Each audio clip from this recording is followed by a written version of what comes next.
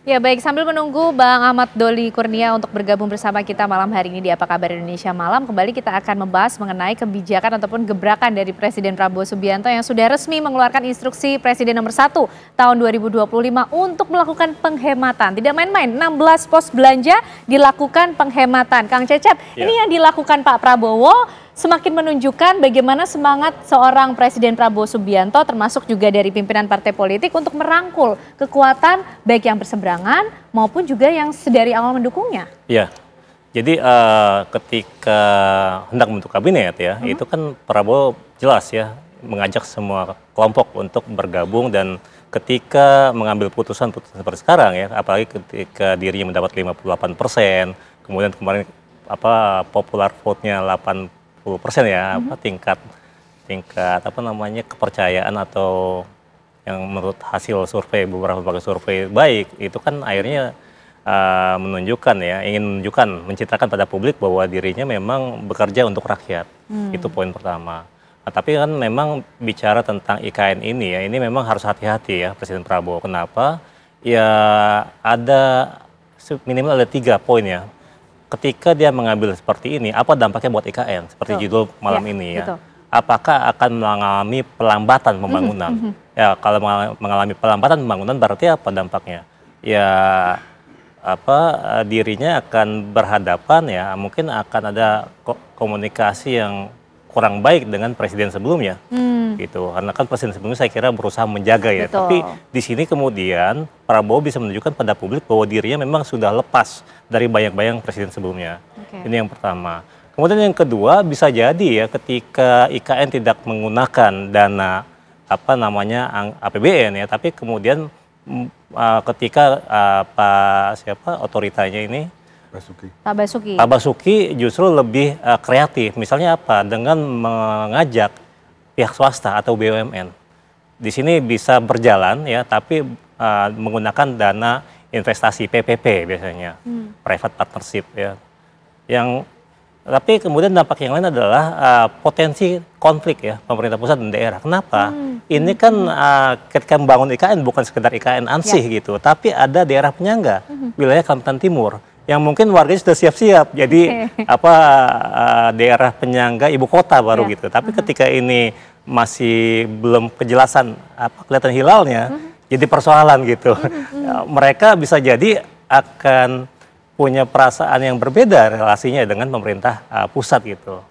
Ya itu kira-kira sih. Nah, Pak Rian, ini efeknya tadi lebih khusus kalau ke daerah seperti apa? Ini kan sudah ada yang mulai bersiap-siap ya, karena kalau kita lihat di pemerintahan sebelumnya nampaknya sangat percaya diri membawa ibu kota Nusantara ini loh Pak Rian. Dan kita kalau lihat kebijakan Pak Presiden Prabowo Subianto, ini sepertinya akan hangat di beberapa waktu ke depan, beberapa waktu saja, atau betul-betul konsisten sampai ke belakang penghematan yang dilakukan? Wow, pertanyaan yang berat ini. Karena begini, kita punya krisis fiskal terlalu dalam. Strategi yang dibuat oleh kita punya era sebelumnya adalah membayar utang dengan merupakan bond lagi. Atau diundurkan cara bayarnya. Ini sangat menyakitkan bagi generasi penerus. Nah, dengan demikian kalau saran saya melihat kondisi ini, pertama adalah komunikasi politik dari Pak Cep tadi katakan dari Presiden Prabowo. Jadi supaya trust-nya lebih kuat lagi, di balik penghematan ini ada yang namanya strategi untuk menjaga fiskal keuangan nasional dengan cara seperti ini. Kedua, bagi daerah.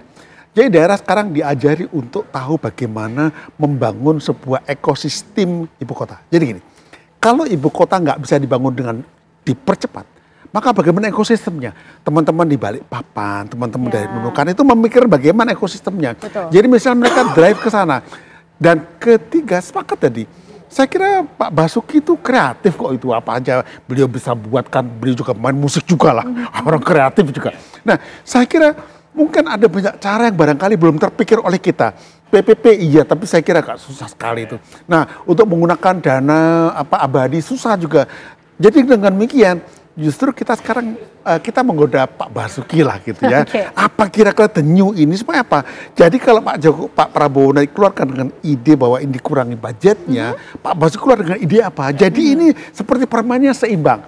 Jadi sekarang yang namanya challenge sampurnya itu pindah ke Pak Basuki. Nah kita dengan Pak Basuki aja how to do this ini, develop a city without quite funding gitu kan ya. Oke. Tapi kan dengan beban Ibu Kota Nusantara yang cukup besar ya nilainya Pak Rian, ini Pak Basuki yang memimpin di sana. Tapi kan juga penghematan dilakukan di berbagai sektor, di pos-pos belanja. Nah ini nanti bagaimana kemudian kerjasama dari berbagai kementerian, lembaga yang, karena kan Pak Prabowo juga selalu mengingatkan kita bergotong royong untuk sama-sama membangun atau mewujudkan apa saja menjadi program prioritas di pemerintahan Pak Prabowo Subianto? Oke, pertama yang saya sampaikan tadi, ada satu hal yang belum dikerjakan oleh kementerian lembaga. Yaitu mereka melakukan sebuah strategi efisiensi. Dengan cara melakukan audit dulu, terus melakukan apa? Sekarang belum ada, sporadis saja. Ini yang belum ada. Jadi sekarang itu kalau boleh teman-teman di kementerian dan lembaga itu secepatnya selama 1-2 minggu mereka mensisir lagi. Mana yang dipakai, mana yang enggak. Memang ada banyak efek misalnya seperti mungkin rapat-rapat, kegiatan melibatkan hotel, macam-macam akan turun. Tapi ini harus dibuat sebuah kajian yang benar dulu. Nah masalah IKN tadi, saya terus terang punya strategi buat IKN, tetapi saya tidak enak saya buka di sini. Bisa, jadi IKN itu bisa dibangun even tanpa dana yang begitu besar. Sekarang ini problem kita adalah kita itu berpikir bahwa bahasa Jawa ya, jer basuki mau beyo. Untuk berhasil pakai duit. Itu pendekatan Karl Marx itu semuanya pakai materi. Tidak. Untuk membangun sesuatu itu perlu gagasan yang cerdas dan di manajemen nih.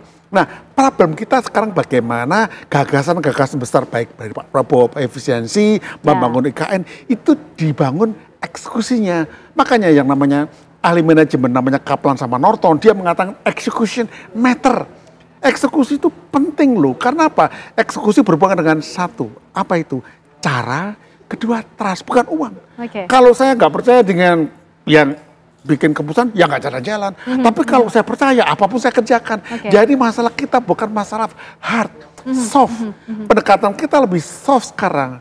Soft approach, bukan hard approach lagi. Nah sekarang yang Pak Presiden sampaikan baru hard approach, soft approach-nya ayo kita buat supaya kita jalan ini. Baik. Nah Kang Cecep, ini mungkin sekaligus menutup ya.